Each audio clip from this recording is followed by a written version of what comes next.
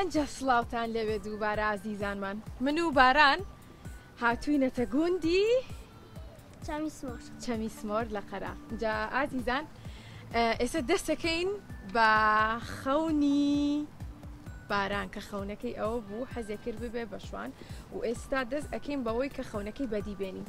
جا ئەوە کوان باران ئەیان بینی تۆ؟ مەڕەکان ئالەولان زۆر زۆر جوانن، کۆمەڵێک مەڕی زۆر جوانی لێ. ئەمجا دیمەنی ئێرە بەڕاستی زۆر زۆر ناوازە و جوانە، سروشتێکی جوانی هەیە.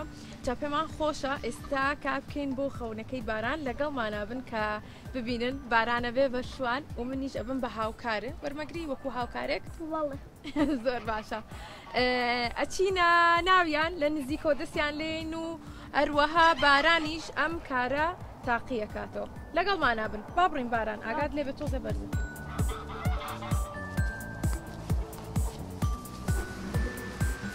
باران تۆزێکمان ماوە بکەین.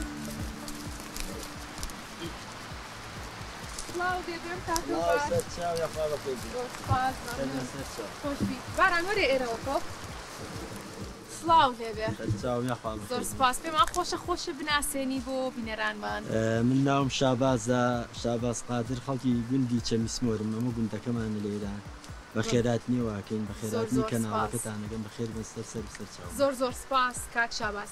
کاک شاباز خەونی باران باران سەرنجمە تۆزە بارانیشە بارێت خەونی باران ئەمڕۆ ئەوەیە کە ئێمە کاری لەسەرەکەین و بۆی بەدیهێنین حەز ئەکا بێ بە شوان.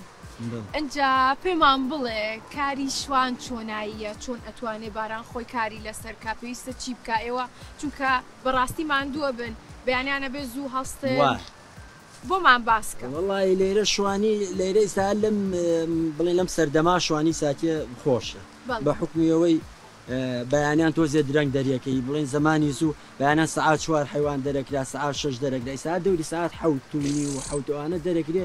ترە ڕوا بۆ ئەو دەشتە نیوەڕۆ بڵێن نانی بۆ بێ بۆ دەشتەوەی تر ئەوە ئێوارانێنی تیوە و بەڵێ بەڵێ کاتە بارانیان زۆر بوەست پێم تۆ بەیانیان زوو هەڵەسی؟ من لە سەعات 9 هەڵەسم بەیانی. ئێتە زۆر چاک درەنە؟ درەنە بەڕاست؟ هەبێ دەوری سەعات 7:30 بۆ لای کاروبەرق باشە ئەم سەعادەشتی ژاڵسێ چونکە کاروبەرق دایمە تۆزێی نەبێ درەنگتر دەرەکرێت لە چاو حیوانی گەورە.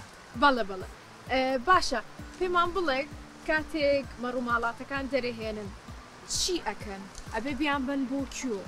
بارانە بێ ئەمڕۆ چی بکە بیبا بۆ کوێ مەڕووماڵات؟ وڵای ئەبێ بڵێن ئەگەر گەورە بێ پێم وتی پێش و دروژ ئەگەر بۆ نمونە بزن و حیوان و مەڕ بێت ئەبێ بۆی شاخکە تێگەی بەس ئەگە کاروبەرق بێ هەر لە دەور و پشتی ماڵات. زۆر باشە.